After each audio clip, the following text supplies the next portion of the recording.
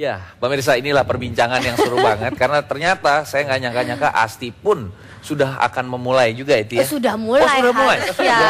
Saya yang telat ini. Harusnya yang telat, berarti kamu harus mulai sekarang, betul? Saya akan memulai bisnis online saya sesuai dengan kesukaan saya. Passion. Passion saya. Itu benar ya? Yes. Di awal seperti itu ya Mbak Sisi? Akan lebih bagus. Karena kalau kita menyesuaikan dengan passion, kita bekerja tidak akan kena lelah. Itu setuju betul, ya. Betul, karena dimulai dari rasa cinta gitu kan. Iya. Oke. Pasti dimulai dengan kesukaannya dia, dengan apa sih? Fashion juga. Fashion juga. Aksesoris juga, itulah akhirnya yang dimanfaatkan. Mbak Sisi juga seperti itu.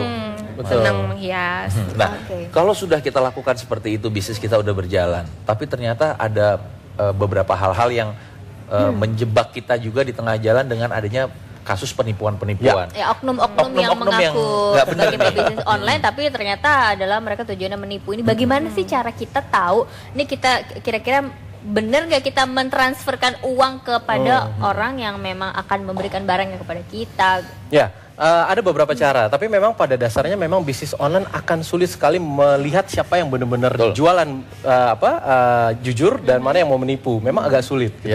Sama seperti kita sering terima SMS untuk transfer uang atau segala macam gitu ya. Itu annoying ya. Iya. Jadi itu memang agak sulit gitu ya. Tapi di bisnis online enaknya kita bisa cek kredibilitasnya dia seperti saya bilang tadi. Kita googling aja namanya. Siapa dia? Oh, di Facebook dia ada Facebook nggak? Kita cek Facebooknya. Temennya siapa gitu. Bener nggak dia ada di Facebook? Terus di Twitter dia nge-tweet tentang apa? Siapa yang dia follow? Siapa yang follow dia? Jadi kita cek kredibilitas dia. Kalau dia punya LinkedIn lebih enak lagi karena LinkedIn adalah CV. Jadi hidup dia seperti apa selama ini, ngapain aja kita bisa tahu. Jadi kita harus cek kredibilitasnya dulu. Kalau memang benar ada di Google, kemungkinan besar saya nggak bisa bilang 100% benar. Saya hanya bisa bilang mungkin 90% dia benar jualan bisnis online. Terus kalau kita lihat website misalnya, orang punya website, kita cek websitenya ada testimoni kah? Testimoni pun sekarang bisa dibikin. Gitu. Bahkan orang bikin bukti-bukti transfer atau bukti-bukti kirim itu juga orang bisa bikin.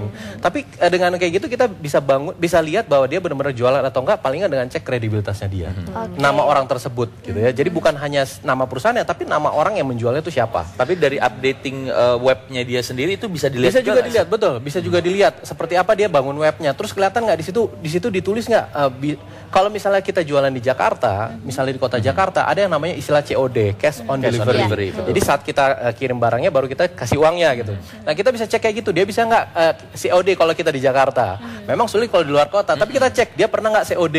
Kayak gitu juga bisa kita cek. Jadi hal-hal seperti itu yang kita bisa cari tahu. Pelaku langsungnya adalah Mbak Sisi sebenarnya. Di tempat kita juga kita coba untuk gimana line komunikasinya gampang. Jadi dia merasa dia bisa reach kita kapan aja gitu. Makanya kita punya nomor telepon kita di setiap page ada. Terus kita juga pasang foto kita punya tempat, foto kita misalnya pas liputan seperti ini kita pasang fotonya. Jadi mereka tahu ini orang beneran yang ada di belakang layarnya. Bukan foto yang di copy dari Google misalnya terpasang gitu ya. Itu banyak sekali yang dilakukan seperti itu ya. Oke, kalau Mbak Sisi sendiri banyak nggak sih customer yang berkali-kali nanya ini bener nggak sih, atau mereka menunjukkan rasa tidak percaya dan itu disampaikan berkali-kali gitu. Itu gimana cara nanganinnya? Pasti ada. Karena masyarakat kita juga baru sekarang ini mulai percaya. Tapi ya udah kita kalau perlu kita sampai ajak ketemu orangnya, dia datang ke kantor juga kita persilahkan. Tapi kalau enggak kita kasih tunjuk aja yang udah kita yang ada di website kita semuanya. Karena kita udah kasih informasi banyak sekali sebenarnya. Nah, Marcel, pertanyaan terakhir.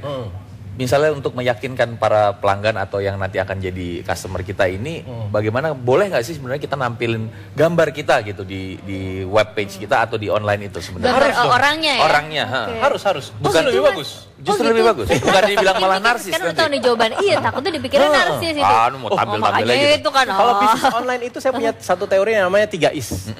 Narsis, eksis, bisnis. Saat Anda narsis, Anda eksis. Saat Anda eksis dapat bisnis. Jadi emang harus narsis. Benar. 3Is ya. Narsis, eksis, bisnis. Oke, dua ilmu nih berarti pencitraan itu perlu ya untuk produk-produknya. Narsis itu penting. Oke, baiklah, saya akan mulai dari sekarang. Marcel, terima kasih. Terima kasih juga. Terima kasih. Semoga bermanfaat. Amin, pasti bermanfaat. Saya udah langsung merasakan manfaatnya. Semoga Anda juga. Jangan kemana-mana, kami masih akan segera kembali tentunya dalam Coffee Break.